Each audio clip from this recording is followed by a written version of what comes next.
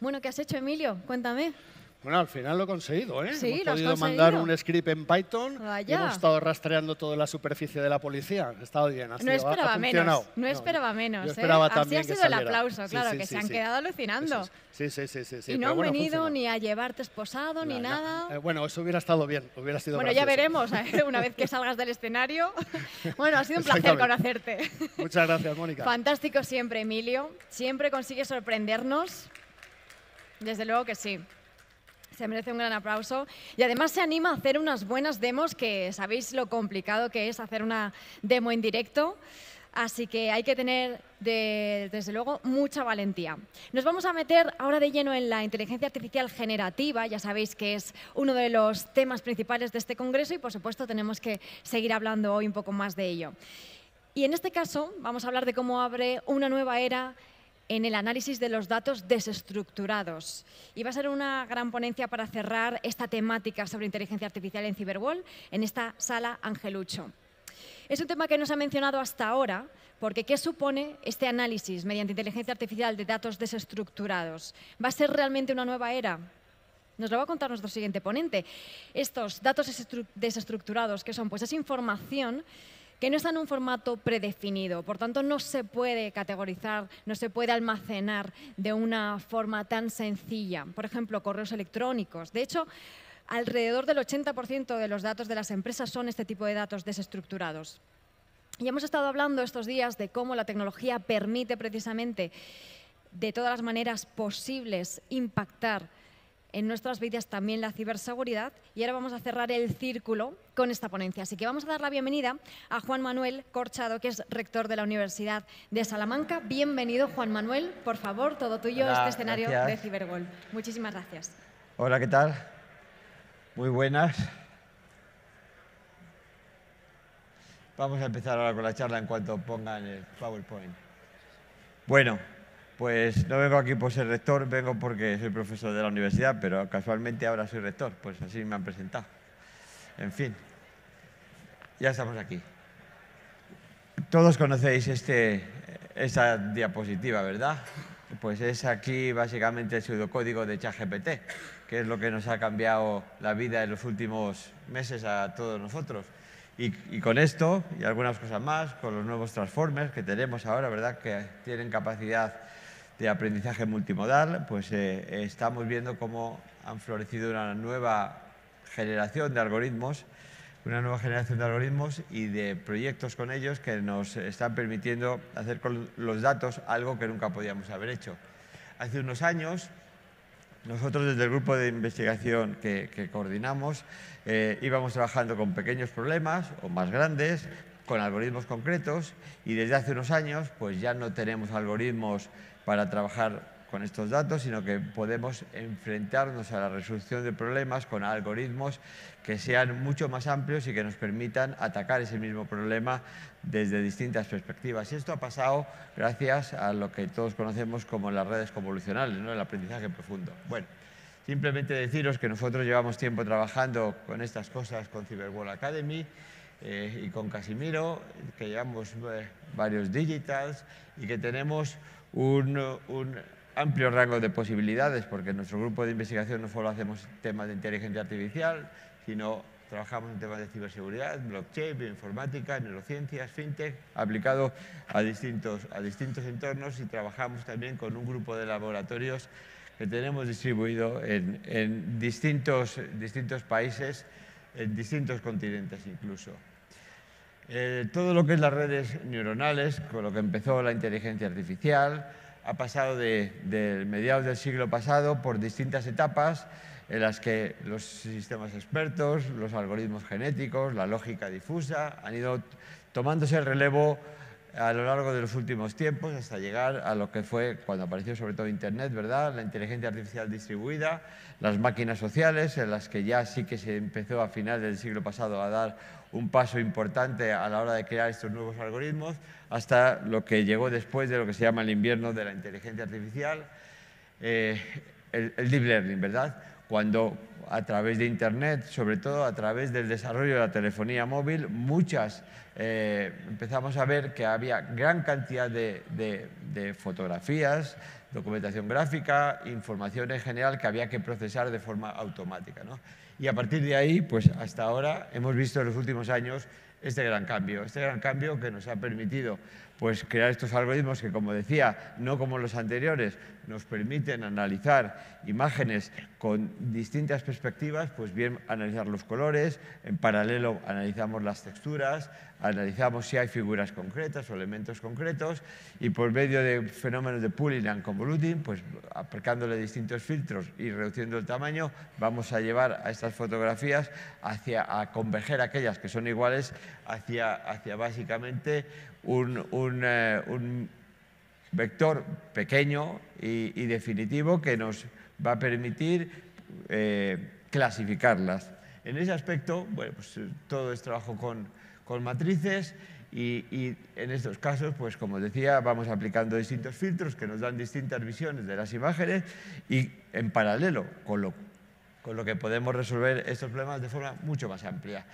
Con todo esto nos hemos encontrado con que la tecnología ha avanzado muchísimo y tenemos ahora en repositorios, en GitHub, muchísimas herramientas que nos permiten trabajar sin necesidad de programar con toda esta información, por ejemplo, gráfica o textual que tenemos como esta. No sé si alguien ahí atrás me está escuchando y puede darle al play a este vídeo. Si no, pasamos a la siguiente transparencia. Bueno, aquí básicamente con herramientas como esta vemos cómo podemos subir un montón de imágenes y clasificarlas, ¿no? Hay muchos trabajos de toda esta comunidad que está permitiéndonos pues, impulsar esta tecnología para desarrollar algoritmos de gran relevancia, ¿no? Bueno, aquí vemos básicamente cómo de manera sencilla podemos estructurar nuestras redes con muchísimas herramientas que hay a nuestra disposición y no solo estructurar estas redes, sino que podemos clasificar estas imágenes en función de aquello que nos interesa, pues por colores, por objetos, por todo en general, ¿no? Para identificar lo que hay dentro de cada imagen. Esto, pues en algunos ámbitos es fundamental, en el ámbito médico, en el ámbito de la seguridad, para reconocer personas, pues matrículas, por ejemplo, es algo que está con nosotros y que ya lo tenemos bastante superado. Y ahora os voy a presentar algunos algoritmos que hemos identificado de las últimas conferencias que se han presentado sobre lo que es todo lo relacionado con los transformers, con el aprendizaje multimodal, con lo que llamamos inteligencia artificial generativa, que nos permite también impulsar mecanismos para tratar datos de formas diferentes como lo hacíamos anteriormente y datos que no sean estructurados, pero además podemos trabajar con datos textuales, datos gráficos en algunos casos, incluso, por ejemplo, con señales de sonido y todo en paralelo, con lo cual imaginaros si tenemos que identificar un contexto, ya no tenemos que utilizar solamente las cámaras o las imágenes de las cámaras, podemos utilizar también los sonidos e información relacionada sobre lo que está pasando que nos presentan a lo mejor en un contexto concreto los periódicos o las redes sociales y hacerlo todo eso sin necesidad de crear un algoritmo concreto, simplemente con redes como estas, que son tan grandes y tienen tanta información, y ahora vamos a ver cómo las entrenamos, que nos van a permitir pues, procesar ese tipo de datos de forma desestructurada. ¿Qué está permitiendo esto? Pues nos está permitiendo hacer herramientas como las que conocemos hoy en día todos, como Perplexity o Gemini o ChatGPT, que están al alcance de todos, que son algoritmos que nos permiten hacer muchísimas cosas y por eso pues, estamos popularizando todo lo que es la inteligencia artificial con modelos como estos. Unos se caracterizan porque tienen esa capacidad de aprendizaje multimodal, otros se caracterizan porque tienen la capacidad de aprender rápidamente a moverse a un contexto un poquito diferente. Por ejemplo, el otro día un estudiante de la Universidad de Salamanca, que ahora es uno de los jefes de Waymo Research, que es la empresa que antes era de Google, que hacía los coches autónomos en Mountain View, nos pasó a ver y nos dijo: Juan Manuel, desde hace unas semanas los algoritmos de IA generativa que estamos utilizando con Gemini son más que los algoritmos estadísticos o de la inteligencia artificial tradicional que estábamos utilizando para impulsar esta conducción autónoma. Sabéis que esta empresa tiene en San Francisco, por ejemplo, 5.000 taxis autónomos que van sin conductor. Bueno, pues todo eso se puede desarrollar con esta tecnología, pero ¿qué pasa si ese coche viene a Europa? Los que hemos estado alguna vez en Estados Unidos vemos que las señales de tráfico son parecidas, pero no iguales. Los semáforos los ponen en sitios distintos y demás. Bueno, pues aquí también tenemos algoritmos que nos permiten decir, vamos a aprender en un contexto, pero vamos a movernos hacia otro contexto de forma que ese tránsito sea lo más automático posible. En ese aspecto, pues tenemos distintos algoritmos, que tampoco es cuestión de entrar aquí ahora en ellos, pero que como este, por ejemplo, nos permiten hacer algo muy interesante con lo que nosotros ahora estamos trabajando. Fijaros que cuando trabajas con computación cuántica, tienes el problema de que a la computación cuántica le resulta difícil trabajar con grandes cantidades de datos, ¿verdad? Sin embargo, cuando trabajamos con IA generativa, podemos gestionar muchísimos datos. Bueno, pues con algoritmos como este, ¿qué podemos hacer? Comprimir la información sin perder conocimiento, meterla en un computador cuántico, procesarla y descomprimirla nuevamente con un algoritmo como este.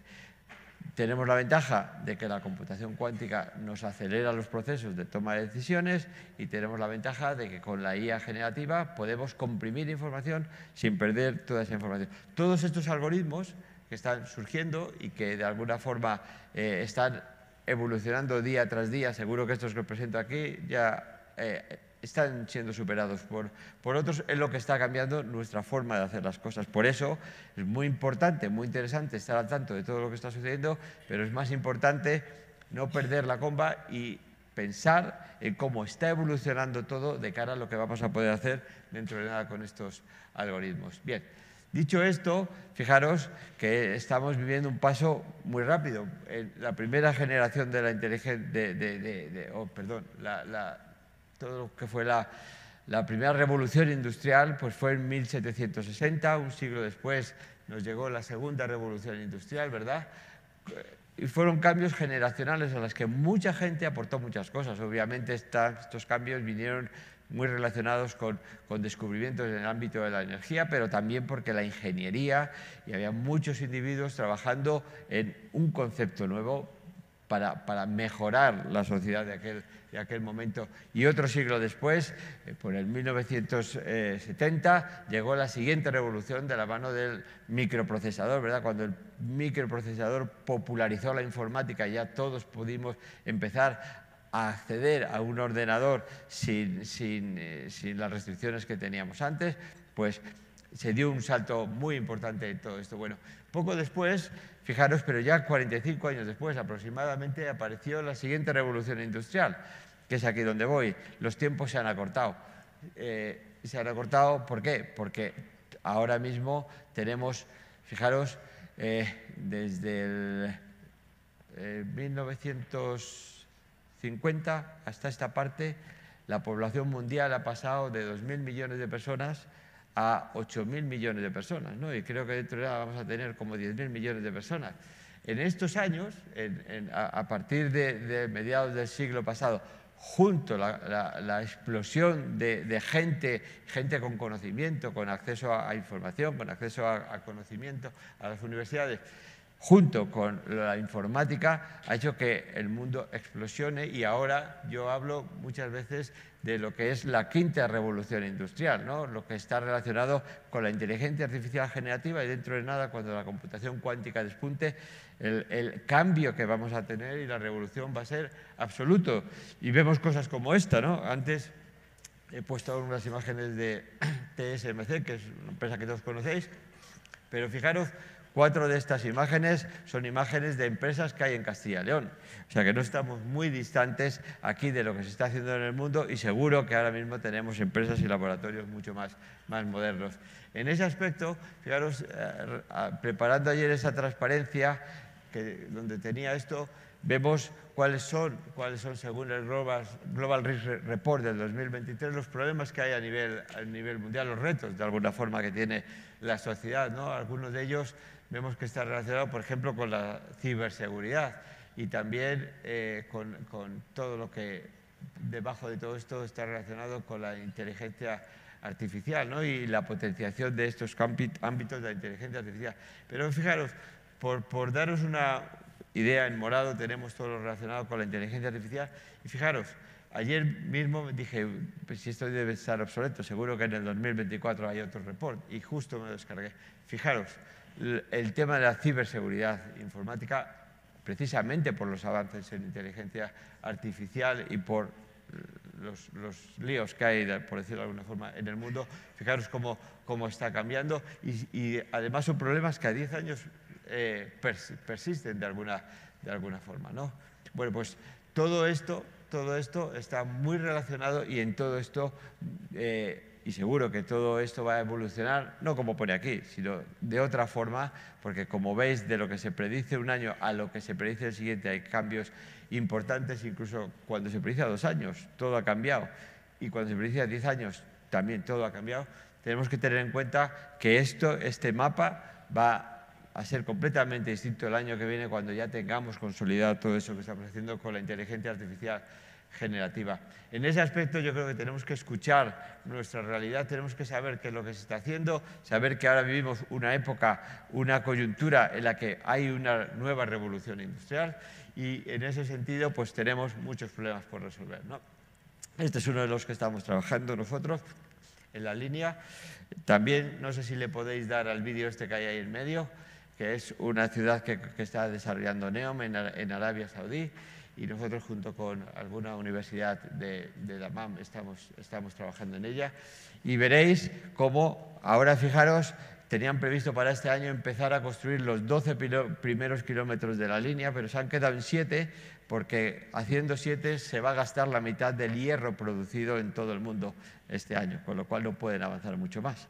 Entonces, desde ese punto de vista, fijaros el desarrollo de toda esta tecnología y todos estos grandes proyectos, que este es uno de los muchos que se están haciendo a nivel mundial, se están haciendo ¿por qué? Porque detrás de todo esto hay grandes proyectos que están creando los gemelos digitales que nos van a permitir, que están permitiendo simular qué va a pasar con estas grandes infraestructuras, porque sin ellos sería prácticamente imposible construir este tipo, con todas las restricciones también que de seguridad tiene todo este tipo de desarrollos, ¿no? Y desde ese punto de vista, bueno, pues el mundo no solo que está evolucionando, sino que también tiene que resolver problemas relacionados pues, con la seguridad de todo lo que se hace y donde la inteligencia artificial está jugando un papel muy relevante. En ese contexto, pues vemos que ya, fijaros, desde que hemos empezado a oír todos hablar de ChatGPT, de estos transformers, del aprendizaje multimodal, bueno, pues todos estos cambios están surgiendo multitud de herramientas, pero fijaros, tenemos varios riesgos ahí que quiero compartir. Uno es el miedo que tiene mucha gente, miedo muchas veces que tenemos porque vemos películas de miedo en los que el malo es la inteligencia artificial, pero ya sabemos todos que llegar ahí pues parece imposible, ¿no? Aunque visto lo visto, nunca se sabe, pero ciertamente pues es como cuando uno ve la película Tiburón, ¿no? Luego te da mucho miedo los tiburones, pero luego escuchas que normalmente no pasa nada con los tiburones, salvo en alguna excepción. Y todo esto, fijaros, pues tiene unas regulaciones que tenemos que cumplir, pues tiene unos principios, tiene unas reglas, ¿no? Todo lo que es el Trustworthy AI que se está regulando, y además todos sabemos que a la inteligencia artificial nos tenemos que fiar al 100% y dejarla sola, sin supervisión, en algunos casos, pero que en otros casos es imposible, ¿no? Tenemos que fiarnos de las personas que gestionan la inteligencia artificial y están con nosotros. Si queremos sacar un coche de un parking, podemos estar tranquilos y sabemos que hay una inteligencia artificial que sabe que hemos pagado y después que nos evalúa, nos lee la matrícula, que reconoce el número y abre la puerta del parking o la barrera para que podamos sacar el coche. Ninguno tenemos miedo a eso, pero si montamos en un avión y va sin piloto y solo va con inteligencia artificial, a lo mejor nos da respeto, incluso con un coche, ¿no? Cuando te montas por primera vez en un coche autónomo sin chofer, pues te da un poquito de miedo. Luego ya pues le pierdes el miedo porque sabes que está todo bastante controlado. En este sentido, bueno, pues tenemos que saber cómo funciona esto y lo vamos a ver muy rápidamente, ¿no? Fijaros que todos estos sistemas de inteligencia artificial, la verdad es que trabajan con grandes cantidades de información desestructurada. Podemos meter páginas y páginas en PDF para entrenar los sistemas que tenemos, pues ya sabéis la cantidad de billones de datos que se pueden llegar a utilizar para construir estos grandes sistemas. Y luego, incluso cuando hacemos un reentrenamiento de estos sistemas, ¿qué es lo que estamos haciendo? Pues estamos cambiando lo que se llama el espacio de latencia de estas redes. ¿Qué es lo que hacen? Pues que todos los parámetros que estamos utilizando para su entrenamiento, básicamente, por decirlo de forma sencilla, es una representación del concepto en un mapa de puntos que podemos verlo como un pequeño vector en el que almacenamos la pendiente y el punto de corte sobre la X. Así podemos representar tantos elementos como nosotros queramos. Con todos esos elementos generamos este espacio de datos, este espacio de latencia, en el que todo aquello que está más relacionado está junto en el mismo sitio y además sabemos cómo se estructura. Entonces, fijaros, estamos creando un sistema que puede almacenar información de tantos conceptos como queramos, porque tenemos infinitas posibilidades de almacenamiento, y estamos creando un sistema que, a base de meter mucha información sobre la misma cosa, pues sabe relacionar, incluso ordenar las palabras para que nos dé una respuesta a una pregunta y que el texto de la respuesta sea un texto tan bueno como el de un humano medio, ¿no? Y en cualquier idioma, ojo. Entonces, esta es una ventaja que tenemos ahora, pero también funciona con la parte gráfica. Si le damos información al sistema de caras de personas sonriendo, serias o disgustadas, podemos decirle, oye, mira, genérame, en función de lo que tú ves, una nueva cara para esta persona, cara de esta serie, y quiero que aparezca riéndoselo. Bueno, este tipo de cosas, ¿qué nos van a permitir? Pues dentro de nada, fijaros, vamos a poder crear nuestros personajes y vamos a poder crear nuestras historias y nuestros dibujos animados, e incluso en algunos casos de forma muy realista. Un proyecto en el que hemos empezado nosotros a trabajar, que es la creación de pequeños sketches en los que personajes animados, tipo dibujos animados, interaccionan con personajes que parecen absolutamente reales, pero que son también personajes que no existen en la vida real, creados por nosotros y que actúan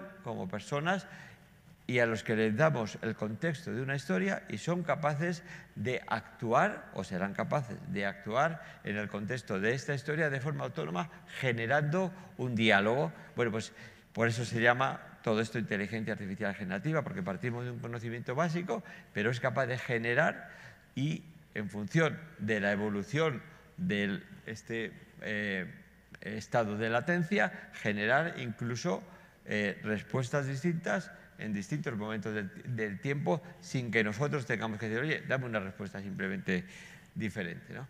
Bien, a partir de aquí, como os decía, yo creo que tenemos que estar tranquilos, porque la inteligencia artificial solo nos va a traer cosas positivas. Detrás de todo esto está el interés humano en que, bueno, pues de alguna forma lo que hagamos pueda ser por un buen motivo o por un motivo no tan lícito, pero en todo caso es algo que controlamos absolutamente nosotros y que nos va a dar las respuestas que nosotros tenemos. Y ya, de alguna forma, para ir terminando, os diré que en este contexto la inteligencia artificial, fijaros, está relacionada con otra serie de elementos que están ahora en nuestro tejado y que están muy desarrollados y que nos va a dar grandes ventajas tanto a nivel de seguridad como a nivel de desarrollo de nuevos proyectos. Todo lo que es el blockchain, todo lo que es Internet de las Cosas para acceso rápido a información, todo lo que está relacionado con la IoT para sacar esa información de las máquinas, todo lo que son, por ejemplo, los espacios de datos, todo lo que está relacionado con el aprendizaje federado, como vamos a ver, nos va a dar grandes oportunidades y la posibilidad de enfrentarnos a problemas a los que hasta ahora no nos hemos enfrentado. Aquí tenéis una idea de algunos de estos elementos. Fijaros, pasando por, como decía, blockchain, para garantizar que la información, de alguna forma, y poder compartir esto entre todos es la información adecuada y que no la modificamos, pues tenemos herramientas fenomenales. Tenemos muy desarrollado ya el concepto de gemelo digital y herramientas que nos permiten hacer gemelos digitales para analizar qué es lo que va a pasar, incluso para crear, por ejemplo, escenarios policiales, escenarios militares, escenarios económicos. Nosotros precisamente con Idea Lab en Abu Dhabi estamos trabajando en cómo monitorizar la economía de un país, las monedas digitales, los stablecoins o todo lo que son los procesos de digitalización para poder evaluar cómo evoluciona esa economía y poder actuar, ¿no? Esto tiene su parte positiva, pero también su parte negativa. Esta información en manos de gente que luego tenga poder para actuar sobre esas economías, pues puede ser un arma, diría yo, casi que de guerra, ¿no? Tan importante como cualquier otra, porque vas a poder realmente modelar qué es lo que va a pasar, como está haciendo, por ejemplo, en la economía mundial, por lo que ha hecho la Academia de las Ciencias de China con Alibaba, con todos los datos que maneja una empresa tan global como esa, para modelizar la economía a nivel mundial. ¿Qué les está permitiendo? Pues saber cuántos barcos se van a necesitar hacer para dar los servicios que la economía mundial, el mundo necesita en los próximos 5 años. Pero no solo barcos, sino cuántos minerales y tierras raras se van a necesitar utilizar, qué es lo que va a utilizar la gente en el futuro y cuándo. O, por ejemplo, tener información de todo esto en función de cómo varíe la economía si termina la guerra que hay entre Ucrania y Rusia, si hay cierto tipo de catástrofes.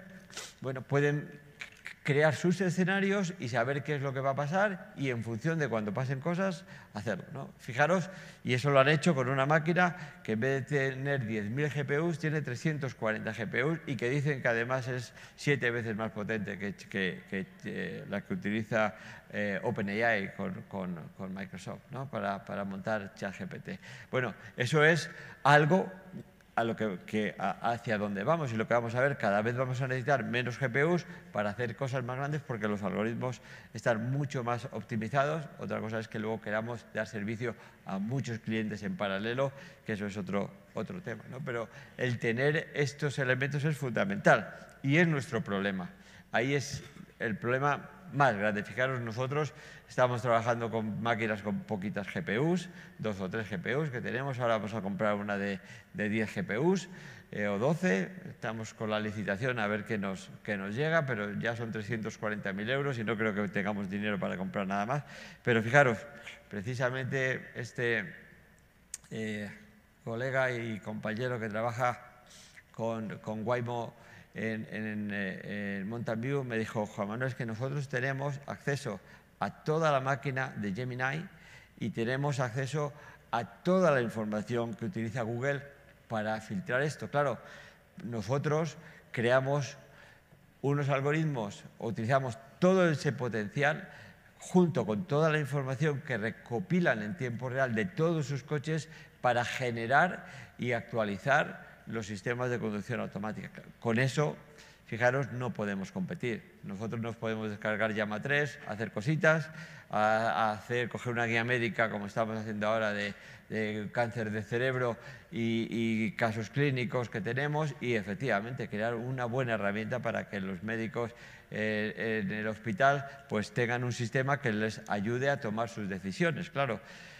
Pero no es lo mismo tener Java 3 con ya no sé cantidad de información está entrenada y reentrenarlo nosotros en una máquina pequeña que tener acceso a 10.000 GPUs con toda la información que utiliza Google. Cuando tienes eso puedes hacer, y ese es nuestro problema real, que por ejemplo en Europa no tenemos máquinas de ese tipo y el coste de utilizar esas máquinas pues no lo sé cuál es, pero me imagino que está altísimo y en muchos casos, fijaros, aunque tuviésemos el dinero, posiblemente sea muy difícil de gestionar. El viernes pasado estuvo visitándome el vicerrector de investigación del CAUS, que es la universidad más potente de Arabia Saudí, donde han montado un centro de IA generativa muy grande.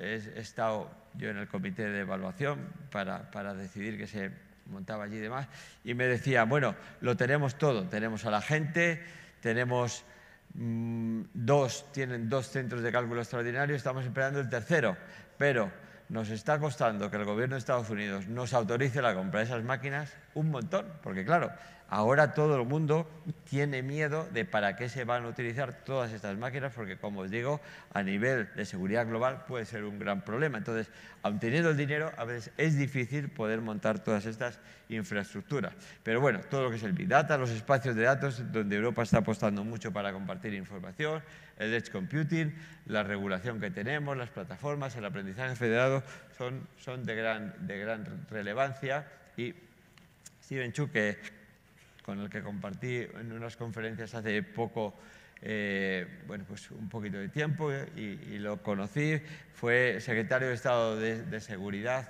perdón, de Energía, o de Energía, creo que de Energía, con Obama, y además es premio Nobel de Física.